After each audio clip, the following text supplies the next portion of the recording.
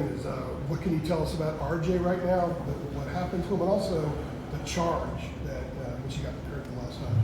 Well, I mean, I don't fully know.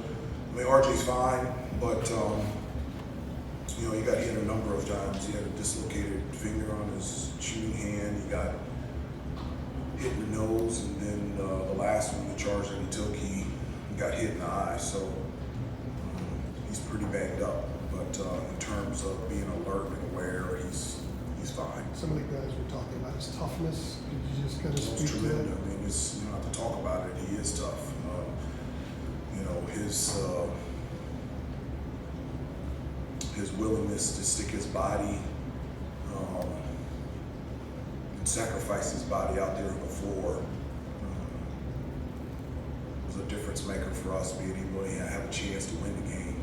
His loose balls, and you know, at the beginning of the year, one of the things that we were doing in transition, we were allowing teams just to convert, and we talked about if we turn the ball over, that we have to get back in transition and not allow teams to be able to score. And because RJ is usually back there, because of one man is back in terms of defensive balance, he's the last line of defense, and the way he sacrificed his body today to take a couple charges was a difference maker for us. Hubert, what did you? They go ahead on the Gerard three. I think it's like 55 seconds left. It's in the final minute. But your team's ability to not succumb to that, and you know, the building is loud, right? I mean, we've been there before. I mean, we've been in tight situations before, and so that's one of the luxuries and the beauty of this team, is that we've been in situations like this before. And so, you know, making a shot with 55 seconds to go, and you're down by 2, that's so much time, so much stuff can happen. A lot did happen. And so having that type of experience and being in those situations allow you to be in the moment, be calm, and be able to execute. And that's what we did down the stretch. You know, there were plays that needed to be made on both ends of the floor, and despite being down by 2 with a minute to go, we were able to make those plays and come up with a huge win. Hubert, just kind of piggybacking off of that, I was going to ask something similar. What did you see from, you know, your team at that moment? Did you see confidence? Did you see fight? I saw confidence, and I saw a sense of calmness, because we've been there before. I mean, we've been there before this year. We don't have to go back to last year. This year, I feel like we've been in so many late game situations, and you know, sometimes didn't turn out our way, and sometimes they have. And so the experience of being in those situations allow you to be focused, allow you to be calm, and be able to execute, and that's what we did tonight. Pete said playing 40 minutes, he was kind of tired the last couple of minutes, but he's there to make that play at the end. Can't be tired in the last couple of minutes, no chance. I mean, he was great for us. I couldn't take him out. One of the things that you have to do against Syracuse's zone is, you know, you have to attack the basket through postal penetration. You got to get the ball into the middle. It was so huge to have Pete out there, because one, when he caught the ball in the middle, he could score and he could pass. But number 2, he was so tall that we could get it to him. And you know, the 2 guys that felt most comfortable in that situation were Leaky and Pete. And I just didn't feel like there was an opportunity, a chance to be able to take him out. And he stepped up, and he was huge tonight. Hubert, when you went out there to check on RJ at the very end, when he was down, sort of writhing a little bit, was he? You mentioned him being alert afterward. Was he alert there on the court when you went to check? Like, what did you? He was alert, but he was hurting pretty bad, and so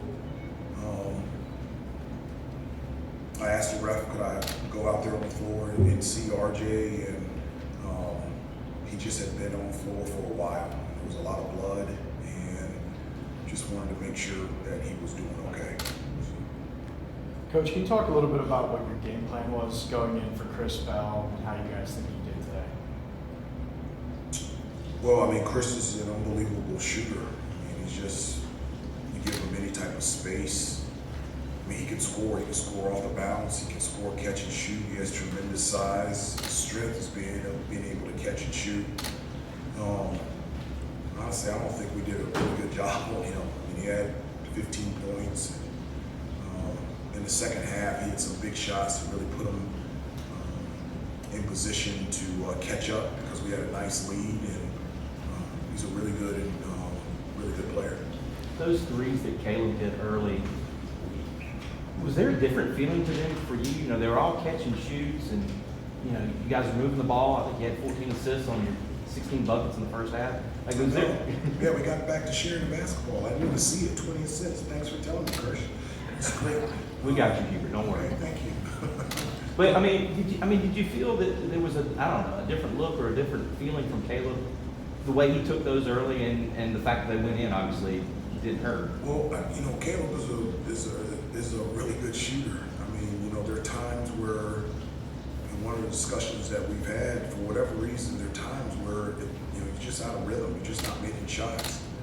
The thing that you have to do is you have to continue to shoot, and you have to continue to shoot good shots. And I felt like the shots that Caleb took tonight were good shots. And once that first one went in, I know he was ready to go.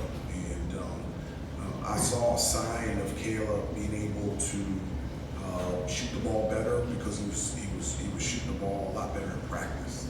And that's really a sign. You know, you can be struggling in practice, struggling in the game, but once you start to find that rhythm in the game, it doesn't take long to find that to the court during the game. And he was in a really good rhythm at the beginning of the game, and I was really proud of him.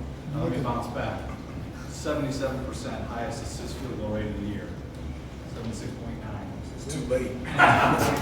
It's too late. You went to Tyler quite a few times tonight. I What did. what did you like that he was able to He get? wasn't scared. He wasn't scared. One, he could shoot the basketball. Two, he likes to compete. And three, he was not scared.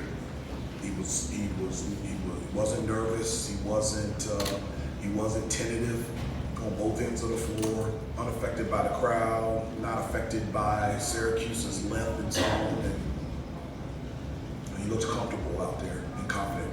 Hubert, apologies if you've already been asked, but I'm curious about what you saw in the last play with the drive by Judah, and then what happened physically to RJ on that play. I mean, you said there was a lot of blood. Like, what did he get hit in the face? He got hit in the eye. In the eye. Yeah, he got hit right above the eye, and Judah is an unbelievable penetrator and finisher, and so in those situations, especially in transition, you know, he's just really good.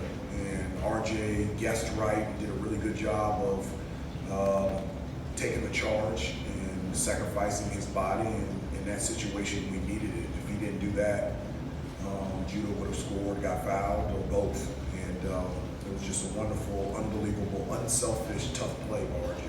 Take a couple more. Hubert, you guys have won 4 in a row, and I think 10 of your last 12. Is that right, Curtis? 9 of your last? Yeah. Yeah, 10 to 12. Last 12. But with all that said, does this break that you're getting now come at a good time, do you think, for this, It does. this team? It does. I think, you know, it does. I think this stretch it's been a lot. Yeah. You know, I think this week off is good for two things. One, to be able to catch our breath and be able to heal our bodies and be able to rest. But number two, have an opportunity to work on us. I felt like over the last month and a half, every one of our practices has been in preparation like for a scout, for an opponent. And so you're working on yourself, but you're working on yourself in regards to the team that you're playing against. Now, we got some time to work on us and get some rest. And my hope is this week we can get better, we can get healthier, we can get rested, and then be ready to go next week to start conference play again. And Hubert, this is your second straight road win. What growth have you seen from the team in terms of playing on the road now? Yeah, you know, I never looked at it like, wow, we're really struggling on the road. I think the losses that we had, we just lost. You know, I didn't contribute it to while we were on the road. I feel like we're getting better. We got a long way to go. There's a number of areas that we can improve on, but I feel like we're getting better. The area that I think we're getting better the most is, you know, I've talked to you about the most important thing for us is sticking to the discipline and the details, it's the little stuff, and just being more consistent and doing the discipline and the details and the things that we've practiced and talked about in practice consistently. And I feel like we're getting better on doing that. So still a work in progress. At the end of the day, we'll find out how good we can become, but like the direction that we're going. One more? Coach, how important was it for your team to get to the free throw line tonight in this Oh, role? it's huge. I mean, that's a huge part of our offense. When we went to the free throw line twice in the first half, we went to the free throw line 21 times in the second half. We get to the free throw line more than anybody in the conference. Percentage-wise, we didn't even shoot the ball well. We missed 9 free throws. That's very uncharacteristic for us. And so, for us to have offensive success, we have to attack the basket through post-up penetration. We have to get to the free throw line. We have to make free throws in order for us to be efficient offensively. And we made a change. And I felt like we were more aggressive in the second half to get those fouls and allow us to get to the free throw line and win. Thanks, everybody. Thank you. Thanks, Coach.